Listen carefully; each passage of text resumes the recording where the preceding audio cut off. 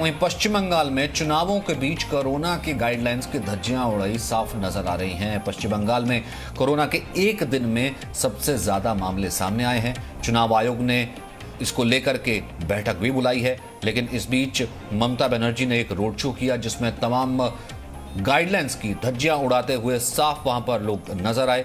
लेकिन इस बीच बड़ी खबर यही है कि पश्चिम बंगाल में एक दिन में चुनावों के बीच में सबसे ज्यादा मामले सामने आए हैं। अब सवाल ये उठता है कि जो रैलीज हो रही हैं, नेताओं को रैली में आने वाले क्राउड की क्या फिक्र नहीं है? क्या नेता खुद मास्क लगा करके तमाम गाइडलाइंस का पालन कर रहे हैं? फिलहाल आज ममता बनर्जी की रैली में तो ऐसा कुछ भी देखने को नहीं मिला। ममता बनर्जी कोरोना के बढ़ते मामलों की लगता है कि उन्हें फिक्र नहीं है। इस वक्त रवि त्रिपाठी हमारे साथ मौजूद हैं। रवि, एक तरफ पूरे देश में हाहाकार है और उसमें पश्चिम बंगाल भी अछूता नहीं है। एक दिन में आज रिपोर्ट हुए हैं सबसे ज्यादा मामले चुनावों के बीच में, और दूसरी तरफ वो तस्वीर आती है जो कि रैली की, रोड शो की। आज ममता ने भी रोड शो किया, लेकिन कोई गाइडलाइन नहीं।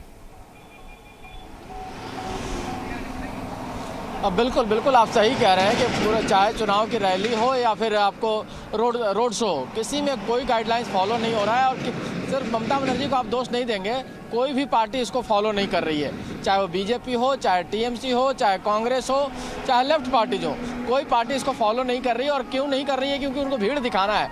देखिए, रोड शो में अगर भीड़ नहीं दिखाएंगे तो रोड शो फ्लॉप माना जाएगा, रैली में जनता नहीं आएगी तो जनता रैली फ्लॉप मानी जाएगी।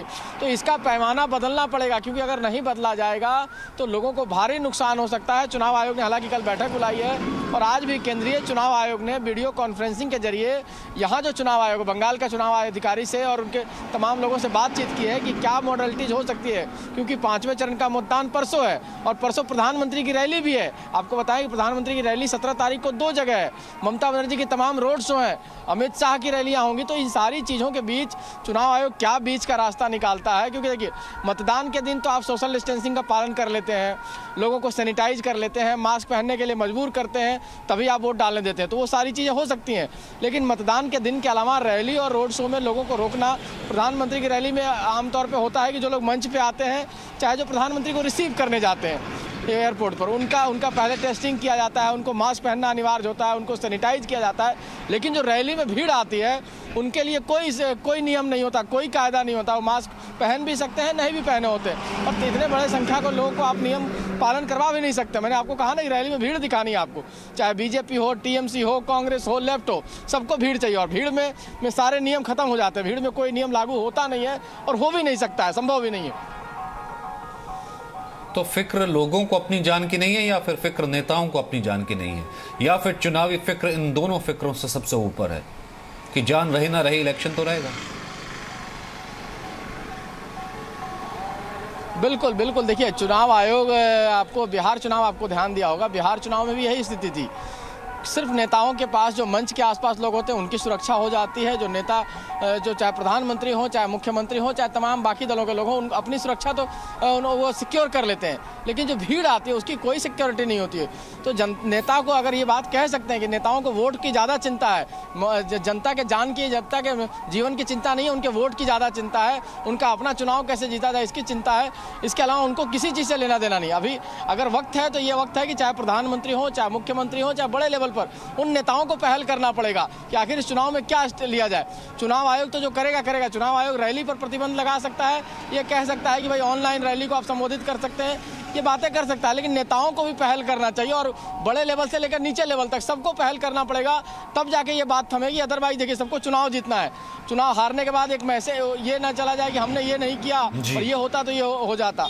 तो आज की डेट में चुनाव तो होना ही है, और चुनाव का तरीका क्या होगा हो सकता है। लेकिन चुनाव जीत करके अगर देश हार जाए, चुनाव जीत करके अगर लोगों को जो है, देखिए वहां पर चिता जलाने के लिए लकड़ी ना मिले, चुनाव जीत करके अगर ऐसी कतारें कि रातों रात लॉकडाउन लगाना पड़ रहा है, लोगों को बेड्स ना मिले, तो उस जीत का भी फिर क्या फायदा होगा? कम से कम नेताओं को ये तो समझना चाहिए। बहुत बहुत शुक्रिया रवि हमारे साथ जुड़ने के लिए। अब बात करते हैं दिल्ली में वीकेंड कर्फ्यू के ऐलान की।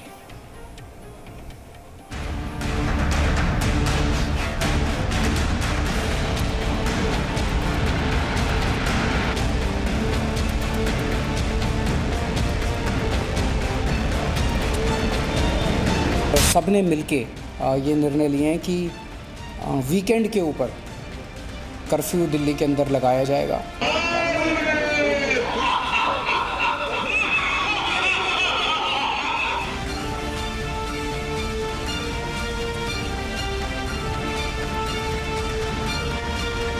दिल्ली में हॉस्पिटल बेड्स की कमी नहीं है।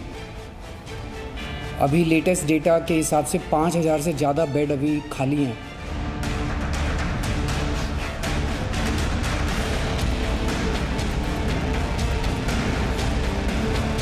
मॉल्स, जिम्स, स्पाज और ऑडिटोरियम्स को फ़िलहाल बंद करने के निर्देश दिए जा रहे हैं।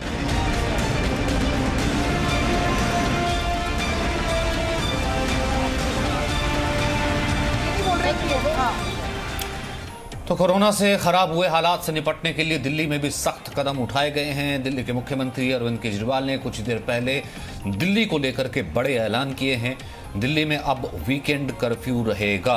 इस दौरान मॉल, जिम, स्पा बंद रहेंगे, लेकिन जरूरी कामों के लिए लोगों को कर्फ्यू पास भी दिया जाएगा। जिस तरीके से पहले भी कर्फ्यू पास इशू किए गए थे, अगर एसेंशियल सर्विसेज में वो लोग जो आते हैं, वो सर्विसेज में वो लोग आते हैं, उनको कर्फ्यू पास दिया जाएगा। मुख्यमंत्री केजरीवाल ने प्रेस कॉन्फ्रेंस करके ऐलान किया ये। लेकिन सिनेमा हॉल 30% कैपेसिटी के साथ खुले रहेंगे। एक साप्ताहिक बाजार एक दिन एक वार्ड के हिसाब से चलेगा, एक साप्ताहिक बाजार दूसरे दिन चलेगा। ज़्यादा भीड़ ना इकट्ठी हो, इसके लिए खास इंतजाम भी किए गए हैं। वहीं वीकेंड कर्फ्यू पर लोगों को क्या कहना है, पृथु कीर्ति की रिपोर्ट देखते हैं।